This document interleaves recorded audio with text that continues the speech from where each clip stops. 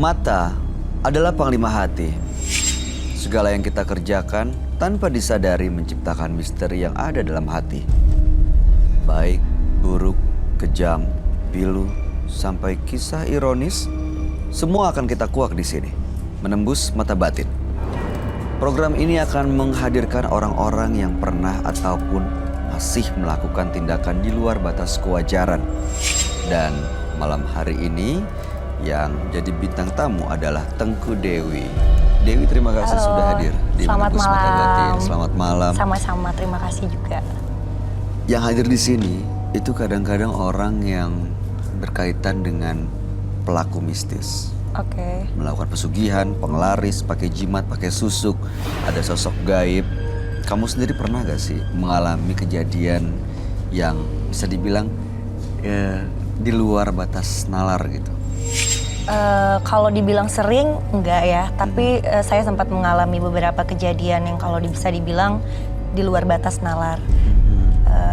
Diceritain? Gak apa-apa, silakan. Contohnya kayak misalnya di tempat-tempat baru seperti di luar kota, kayak hotel, lagi off air, lagi ada acara gitu. Aku suka ngerasain tidur, antara tidur dengan enggak, terus mau bangunnya susah. Kalau bisa dibilang tuh namanya keerep-erep ya. Erep-erep. Itu sering banget. Tapi ngelihat sosoknya nggak? Sosoknya pas lagi mimpi iya. Jadi tuh kayak contohnya kayak mau nyekek atau kayak mau melakukan kejahatan, kayak antara mau bangun susah, tapi nggak bisa bangun gitu. Jadi kayak harus bener-bener sekuat tenaga banget. Pas udah bangun tuh bener-bener yang alhamdulillah, syukur masih bangun gitu. Tapi emang susah banget untuk bisa bangun. Susah banget. Bener-bener kayak harus usaha kayak lagi ditindih nggak ya sih, kayak lagi bener-bener. Ya itu sering banget. Pernah sampai ada komunikasi? Komunikasi sih enggak sih. Jadi lebih kayak mimpi, sebenarnya mimpi, terus dalam mimpi itu ketemu seseorang gitu, ketemu sesuatu terus melakukan hal jahat. Jadinya mau bangunnya itu susah gitu aja deh. Ya, kebayang sih. Kebayang ya. Kayak gitu. Ya mudah-mudahan sih malam hari ini kamu baik-baik aja ya. Dan pulang dari sini gitu. juga nggak akan mengalami hal seperti itu. Ya mudah-mudahan harapan kita nggak ada yang ikut pulang sama kamu dari sini. Karena memang jangan dong. Mudah-mudahan. Iya, kita akan ketemu sama partisipan kita yang pertama nih, Dewi.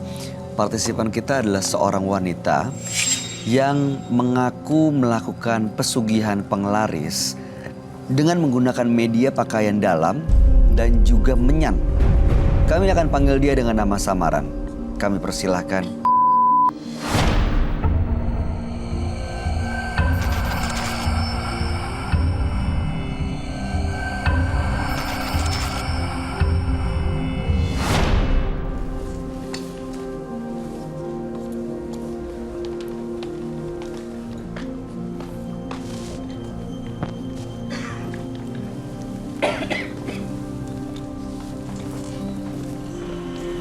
Selamat malam, Mbak. Malam. Boleh kami tahu pekerjaan Anda sehari-hari? Aku dagang nasi soto Lamongan. Dagang nasi soto. Baik, apa yang mau Anda ceritakan pada kami? Aku ingin menceritakan tentang pertanyaan yang belum terjawab ya. Tentang masalah penglaris. Terus anakku meninggal. Yang ini yang jadi pertanyaan aku. Apa anakku meninggal karena salah aku? Apa emang penyakit gitu? Dapat dari mana penglarisnya? Aku dapat dari sini. Datang seseorang? Iya, ke orang pintar. Waktu minta penglaris itu ada yang kamu lakukan, ritual atau apa itu? Ada. Apa ritual? Aku di sana suruh bawa garam, ya. Terus kayak semacam celana dalam, tapi celana dalamnya kayak macam anak kecil gitu. Itu celana itu harus ditaruh di bawahnya etalase itu. Aku taruh di bawah Setiap hari. Emang nggak pernah saya lepas. Pas saya ngambil dari sana, saya langsung taruh. Nah, terus saya kasih lagi tuh macam kayak kemenyan. Pas dari sono dibakar. Dari itu selang 2 hari bertahap lah sampai langganan saya keluar masuk. Jadi sudah cukup lama menggunakan penglaris ini? Udah 10 tahun.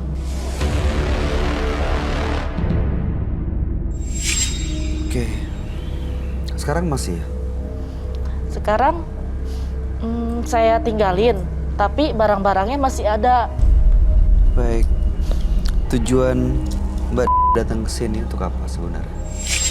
Ingin tahu jawaban apa anakku meninggal karena perbuatan saya atau emang sakit.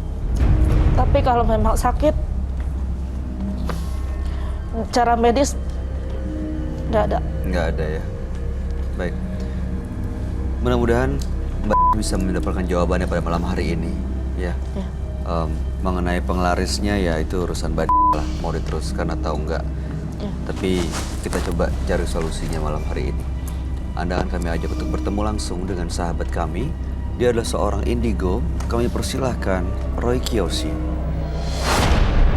Sebelumnya, tim Mata Batin sudah memberikan tanggal lahir dan nomor rumah partisipan kepada Roy Kiyoshi.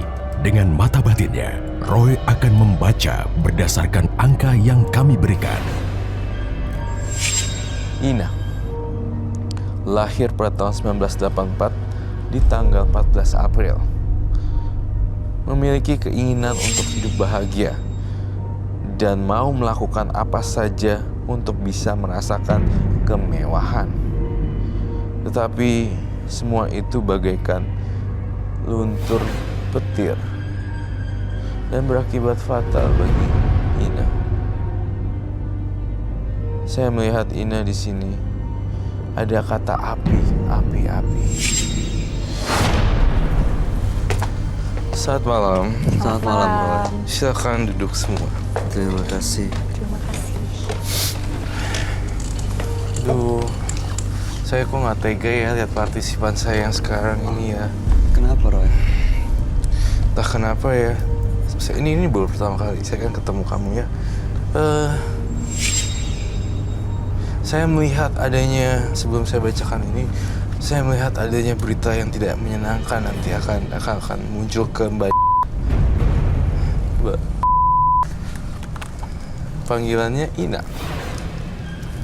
Ina atau Lahir tanggal 14/04 dan 84. The same name. Oh, oke. Mbak Ina ini melakukan pesugihan dengan menggunakan media pakaian dalam dan juga menyan, dan untuk membuat dagangannya laris yaitu nasi soto, dia menyimpan pakaian dalam itu di bawah etalasenya, tapi justru dia merasa anaknya meninggal dunia gara-gara diduga pesugihan ini.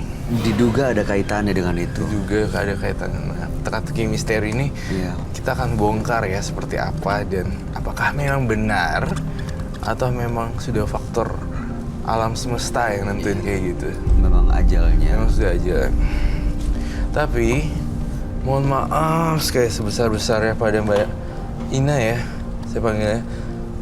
Saya tuh saya ngelihat pemandangan yang gak menyenangkan loh di pikiran saya.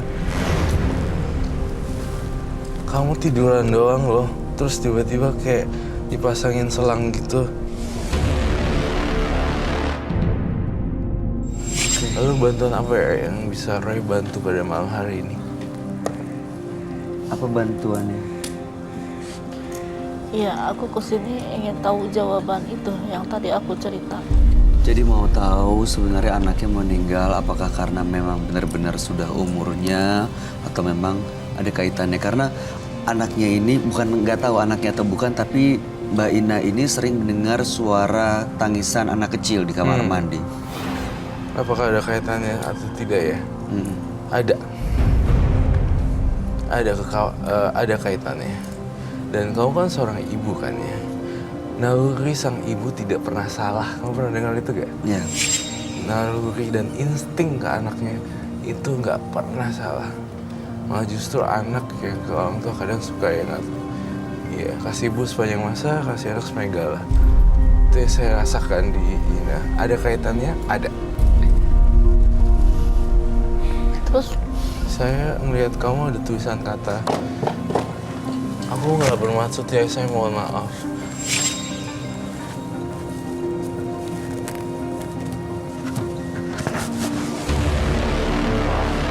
Aku nggak tahu siapa yang ini. Bukan kamu kah atau siapa yang di sini? Saya mencium bau kematian di diri Ina. Anaknya itu yang sudah meninggal atau masih ada yang masih hidup akan meninggal? Tapi, ya mungkin bisa jadi masih hidup bisa meninggal. Sekarang masih melakukan pesugihannya nggak? jujur aja, sekarang aku udah nggak datang ke sono. Tapi barang-barangnya masih ada. Apa mungkin aku harus ke sono lagi untuk balikin barang-barang itu? Atau harus aku bakar gitu? Jangan sembarang bakar, soalnya kadang ada tulisan-tulisan yang ini yang suci-suci, kadang nggak boleh main asal bakar. Kita lihat dulu, boleh dibawa nggak jimatnya Ina? Ada. Silakan, monggo.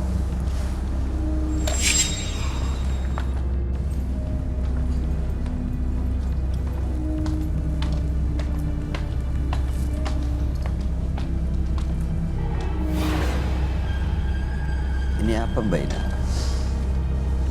Itu kemenyan. Kemudian,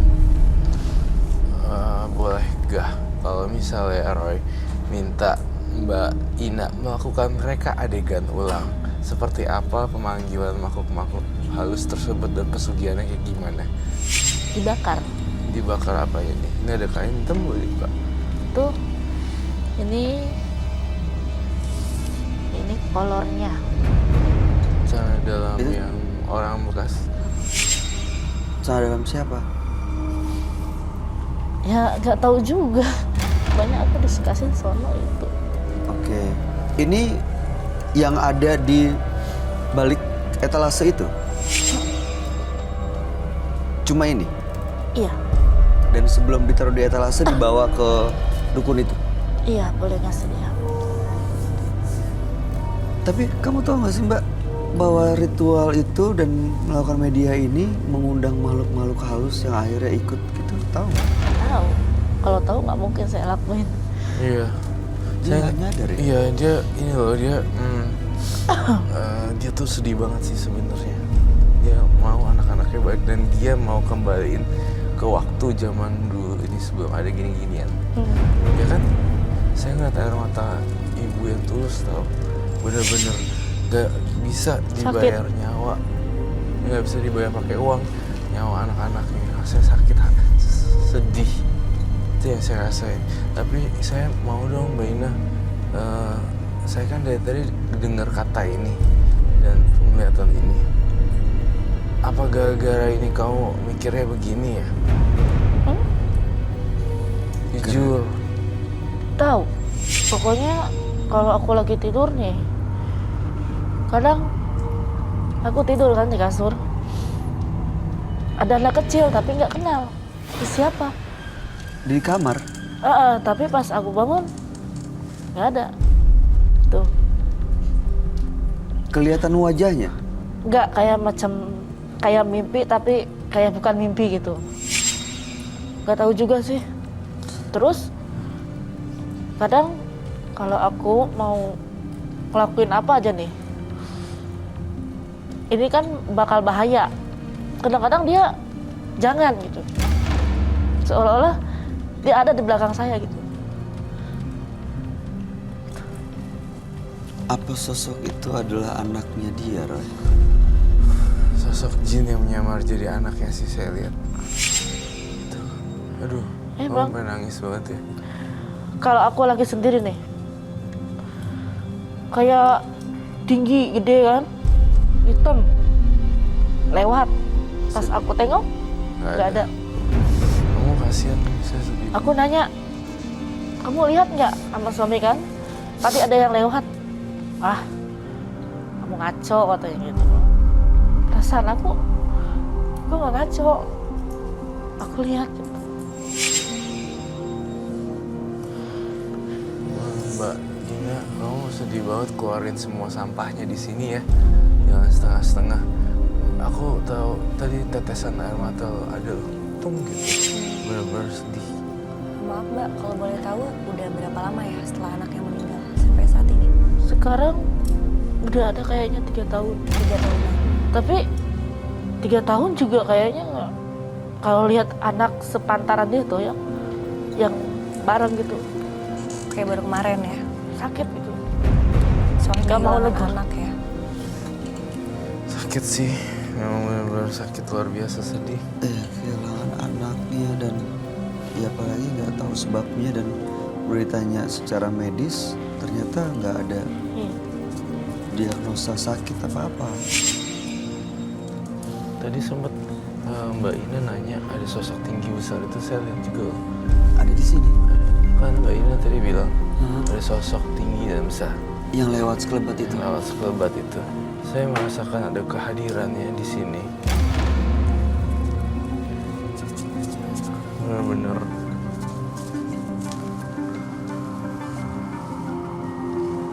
benar-benar acak adut gitu.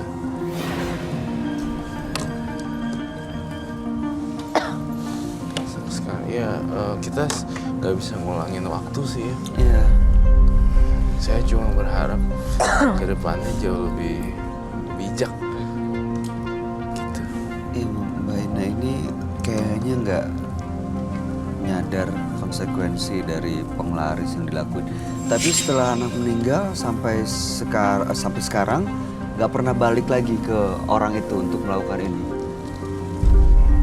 Itu yang buat Mbak Ina jadi mikir jangan-jangan karena nggak balik lagi usaha jadi susah.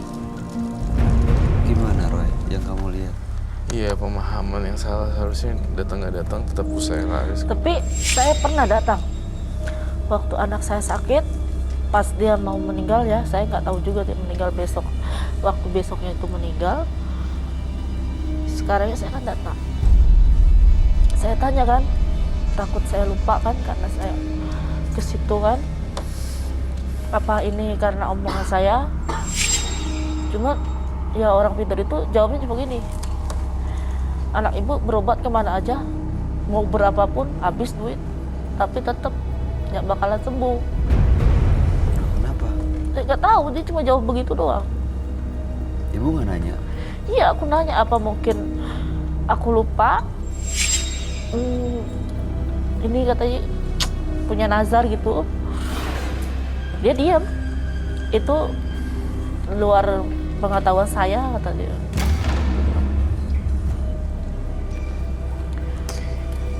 Saya mau nanya, saya ingin mengundang arwah sang anak. Namanya siapa ya? Namanya Adi. Hah? Adi. Adi. Adi. Bisa kita undang gitu Roy? Tapi saya nggak jamin apakah dia bisa ngomong apa enggak ya. Seperjalanan Roy di karir supernatural, bayangan hantu itu tidak terlalu banyak bicara sih. Sedikit-sedikit dan misterius. Saya minta kain hitam. Tapi Bu Ina sendiri nih di sini tampaknya masih denial gitu loh. Baca duduknya seperti itu, masih kayak ya gitu. Kayak masih Penasaran gitu, bertanya-tanya ya. yang jadi pertanyaan adalah meninggalnya bukan soal penglarisnya. Iya. Itu jadi dia masih berpikir bahwa penglarisnya itu nggak ada hubungannya dengan meninggalnya anaknya.